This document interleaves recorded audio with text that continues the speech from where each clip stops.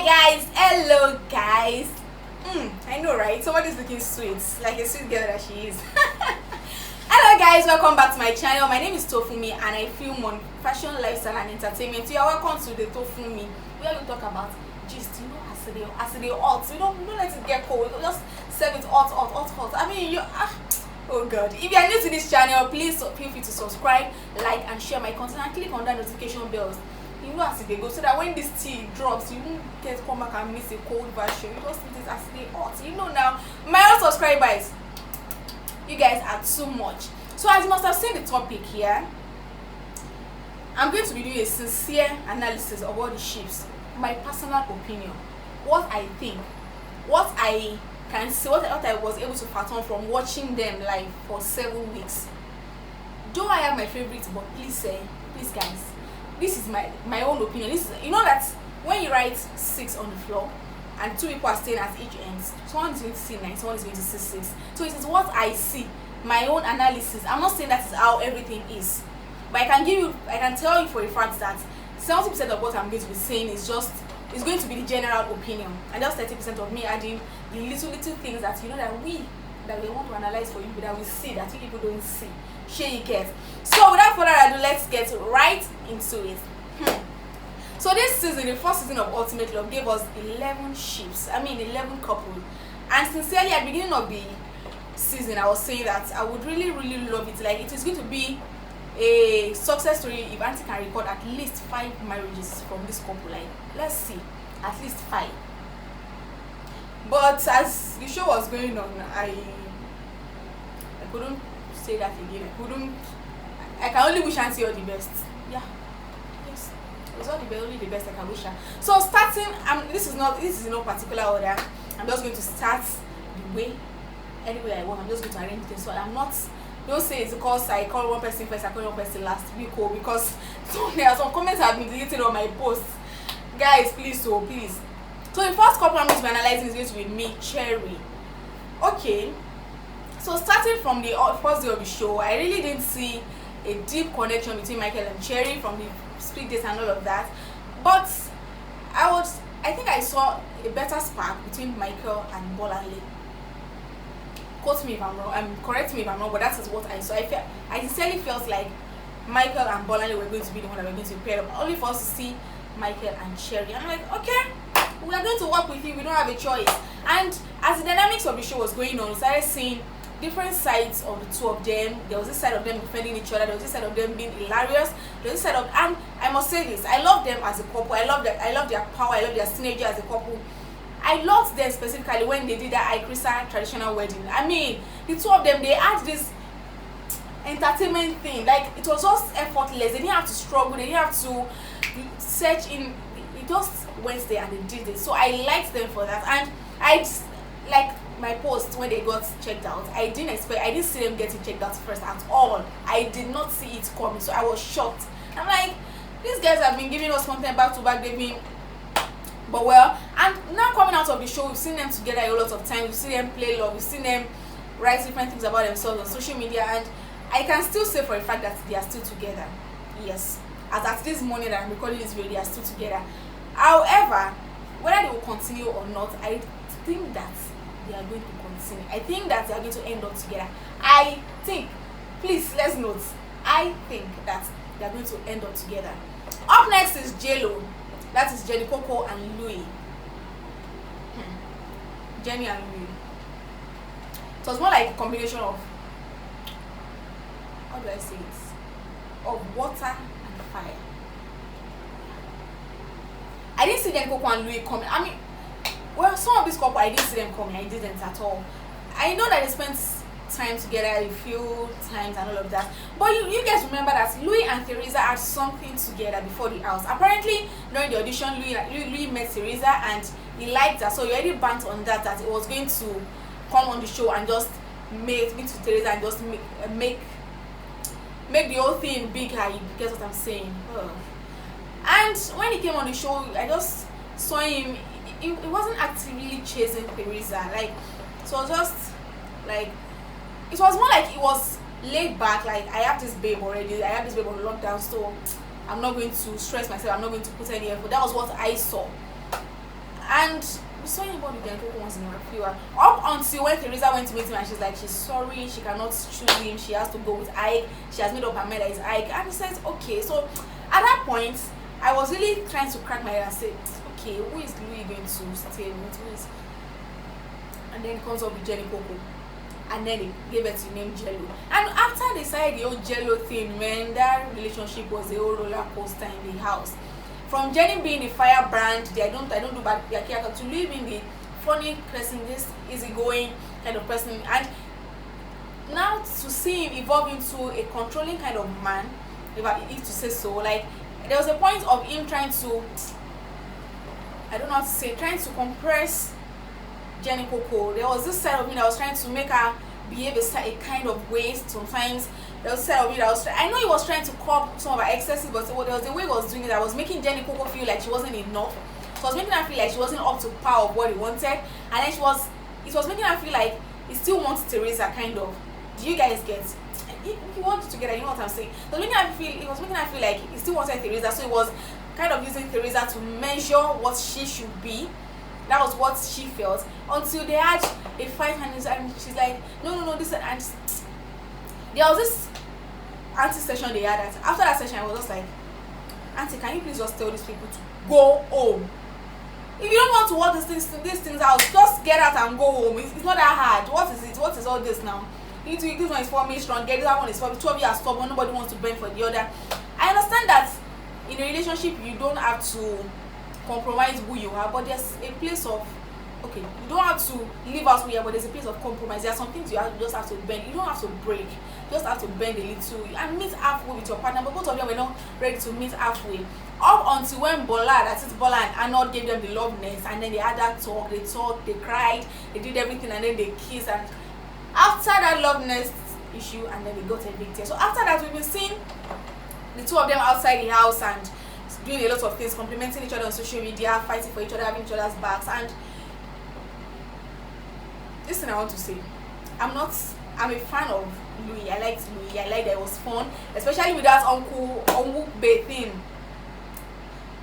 But I really see them like a 50. I give them 50% chance of working out. That is my sincere opinion. Moving on to Jerryton, that ship was dead on arrival. That is the first thing I'm going to say. We also saw what happened with Jerry and Sylvia. We saw how he treated Sylvia. I expected more, because when Meriton came into the house, there was this way it was all over Meriton, like, oh, she's this babe, she's this speck, and all of that. And then 2 days after, he was already treating her like trash. She was just there, and she was forcing conversations with him. I did a video on that. I said, for Meriton's sanity, they should be evicted. And God answered my prayers the way they got evicted. And after they got evicted, he came on social media to write a whole epistle. Lately, I saw that epistle, like, dear Meriton, she's the strongest woman, she's this. Yeah, I put Stephen accolades, sorry for how you treated her, just like he couldn't fake emotions, he couldn't fake feelings, blah blah blah, this and that. And when I saw that message, the first thing that came to my head was, okay, you're writing a message to someone that he didn't tag her, he just posted that picture and wrote the epistle. He didn't tag her so she could see. It was people in the comment section that were tagging, and I'm like, I don't understand, what kind of nonsense apology is this?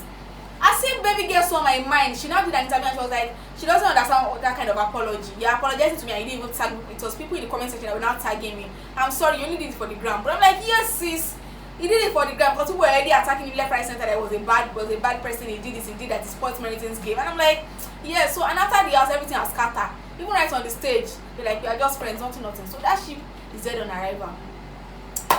Up next, I'm going to be talking about Fresh David. Fresh Talker and David Wilson. We all saw how their own ship started. We saw how it was a rocky beginning, from David jilting Rosie to Fresh Talker to ditching a friend and going with a friend's man and all of that. And at first I felt like they were going to get checked out easily, either by both or by both of them getting choked up and getting fed up of the whole thing, because you could feel the tension. In fact, you could cut the tension with a knife.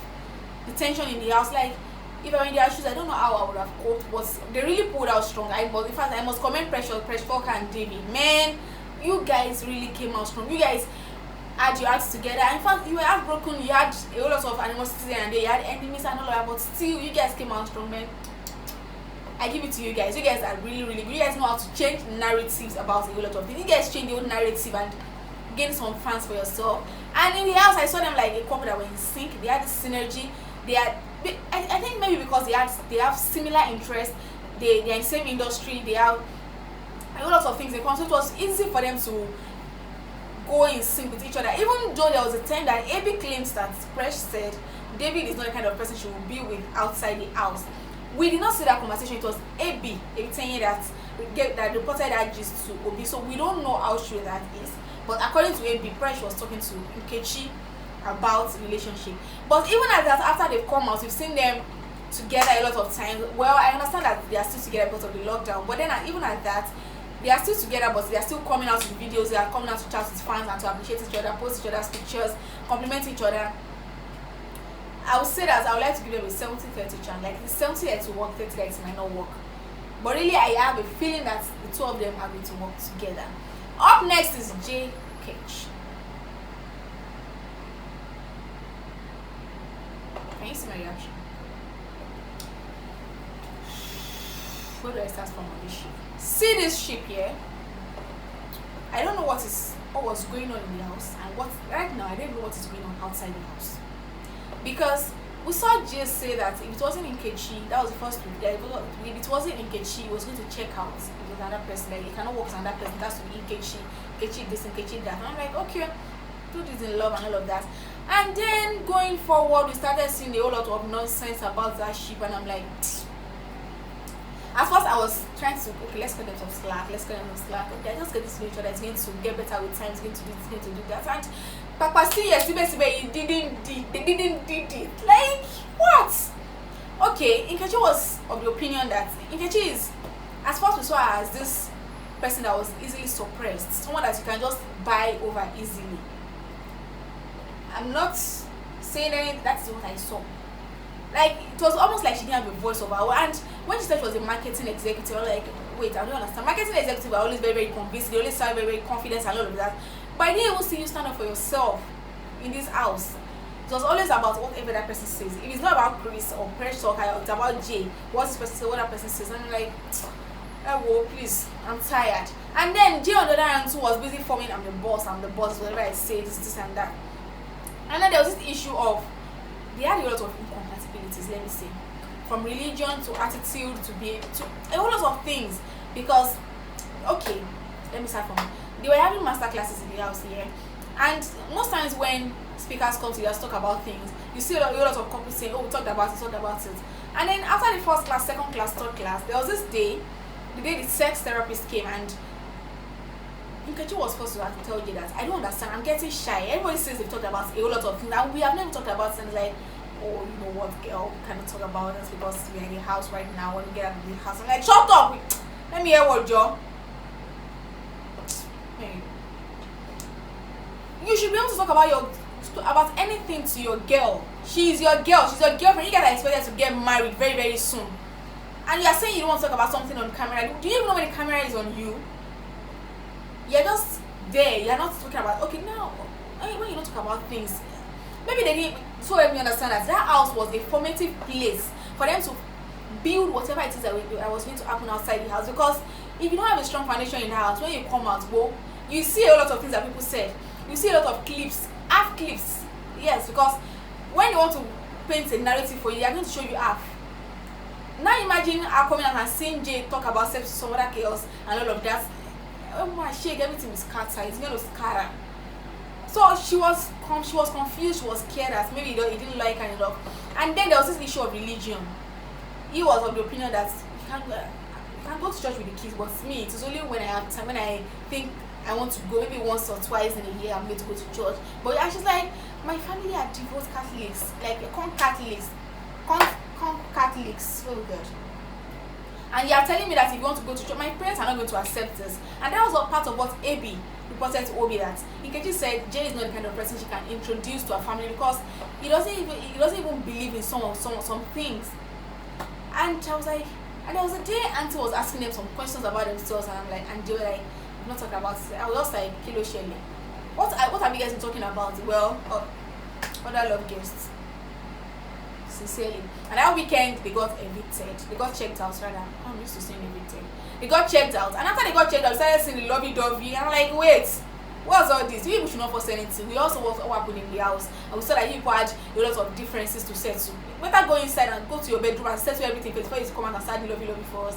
See, if you shine for the camp, if anything comes after, people are still going to bash you. So I really expected, I told them we're going to take like a week off social media, settle down, and now sit down and talk to each other like, okay, babes, dude, what's going on? This like, let's see if you can settle everything, let's see if you can work out. If you cannot work out, let us go and separate. It's not a do or die affair.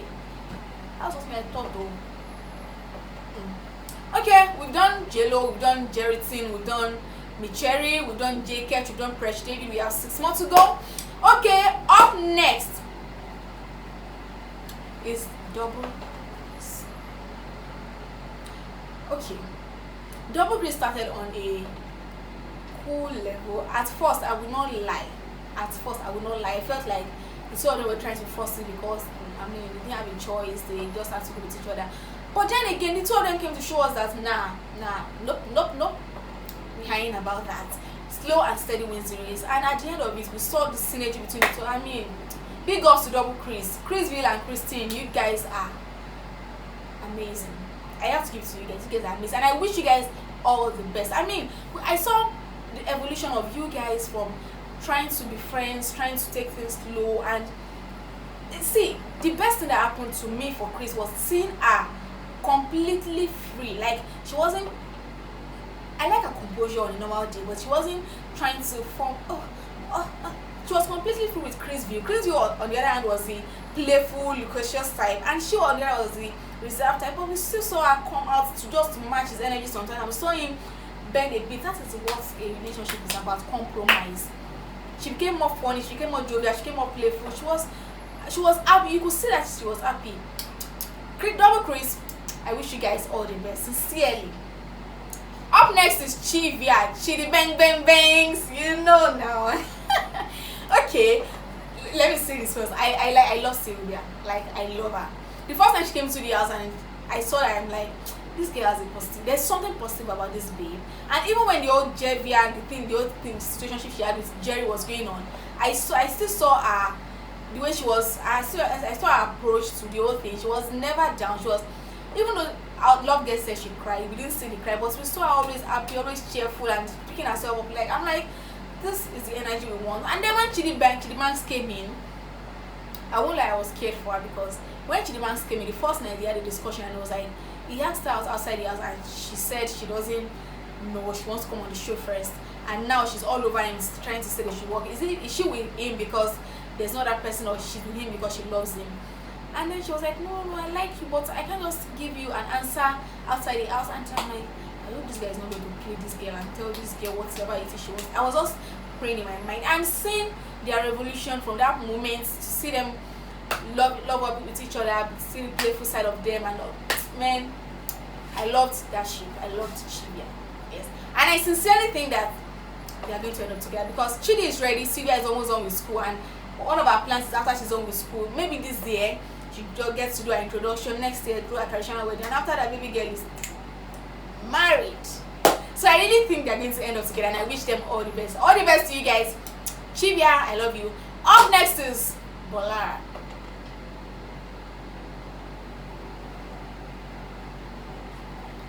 Bola and Arnold started on a very, very cool note. Like, I would have seen them as a power couple, because the two of them, I would have seen them and Micheri on the same level, because they had the same energy I saw in Micheri. They had the synergy that Micheri also had. They were natural entertainers. They complemented each other so much, like so well. But later on, we started seeing a whole lot of things, especially coming from, firstly started from Bola's side. We saw her being domineering, we saw her trying to do the mother in the house, we saw her trying to do the elder sister, the big auntie, and all of that. And Arnold was not, even me, I wasn't having any of it. I was like, sis, everybody's equal in this, I just calm down. But later we saw Arnold, we saw her trying to conform to Arnold's type of way. Arnold was telling her, like, I don't like this, you do this, I don't like this, you do, I don't like that, I don't like this. And then we saw her trying to bend herself a bit, to compromise to meet Arnold.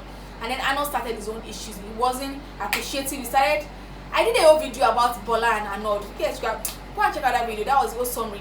And now, after that whole video, coming out of the house, because I remember I made mention in that video that when Bola comes out, Our family members should sit, and friends should sit her down, make her understand things from their own perspective, listen to her own perspective, and leave her alone to decide if she still wants to go with Arnold or not. But coming out of the house and seeing two of them playing lovey-dovey, Femi, Temi, and all of that, I'm confused. I'm sincerely confused. I won't lie, I don't see them ending up getting together. Yes. Next. Okay. I'm sorry. Up next is Roxy.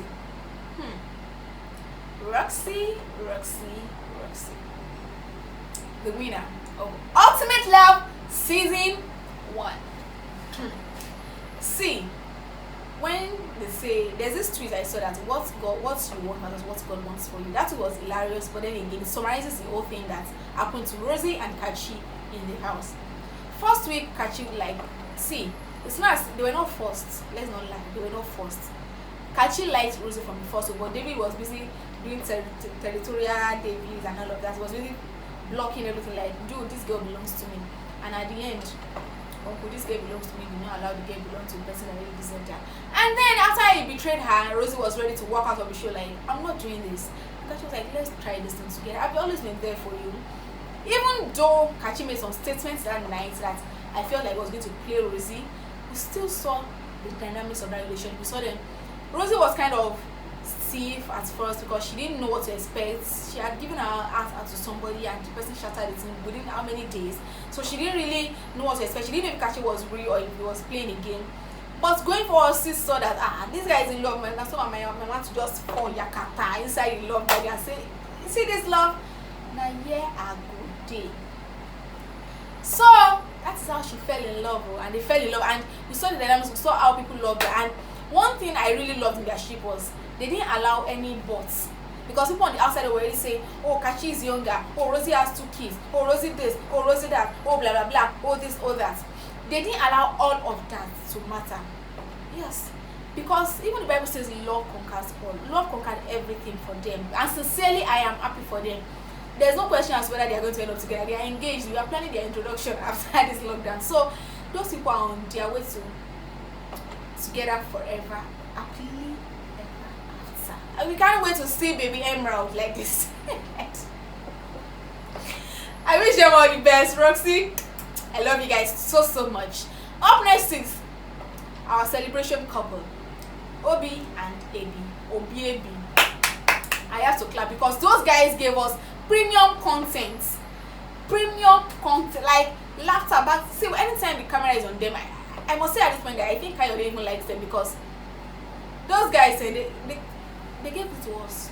Yes, let's just agree, they gave it to us back to back, because you will see them every time.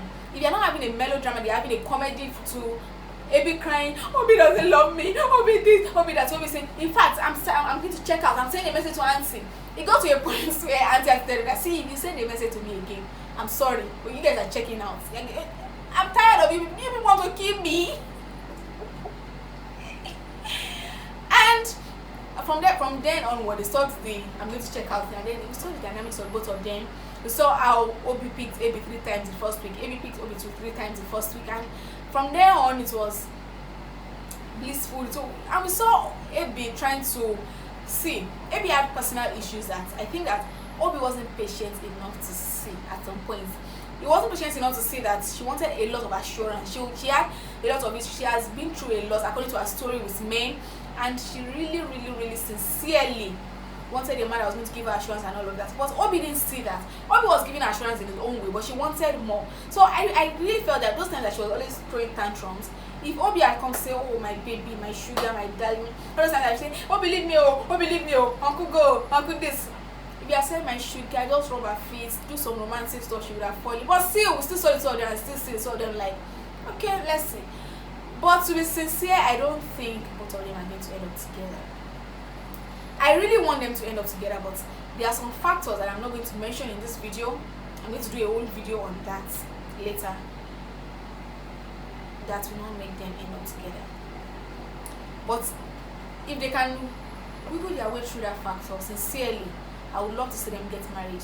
If possible, give us an Obi reality show, because This laughter cannot end. I love the two of them together. And last but not the least has to be my babies, Ike, Krista. See, forget drama. Forget whatever it is that anybody says. Ike and Teresa had this thing locked down from day one. Let's see. Sentiment aside, the couple that I saw them have it on lockdown from day one, like they already knew their stance. I didn't even say the couple that way. It was Ike Krista. Ike Krista was the first couple, even before they got coupled, the two of them already made up their mind that see this love thing, I'm doing it with you. It started from, according to the two of them, started from the main door where Teresa offered to make his hair, and then from them going on the speed dates and finding out that they had the same best color, they had the same interest, and she was intelligent, he liked it, and then he started hanging out with her a lot of time and shooting shots, even in front of Louis that thought he had everything on lockdown.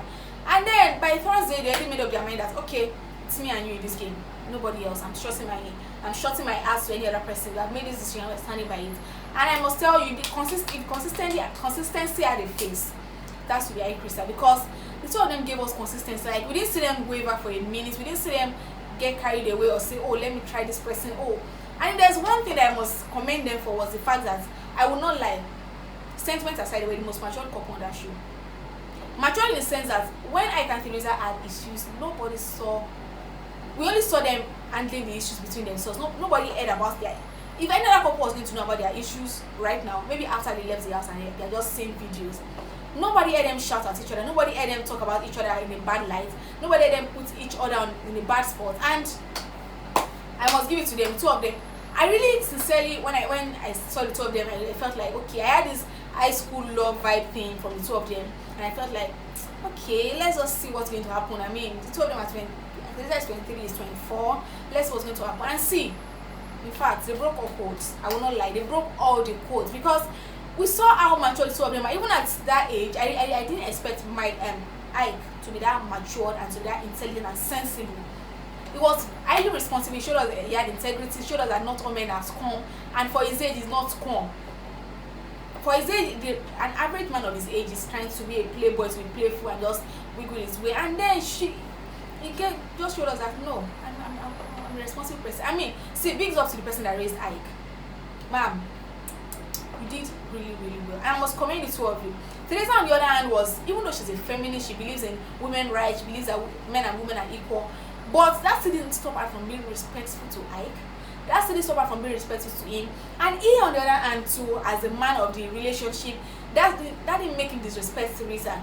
Even times when he felt like he said things that he could have said, where he apologizes, he doesn't cover it up with, oh, I'm the man, oh, I was right.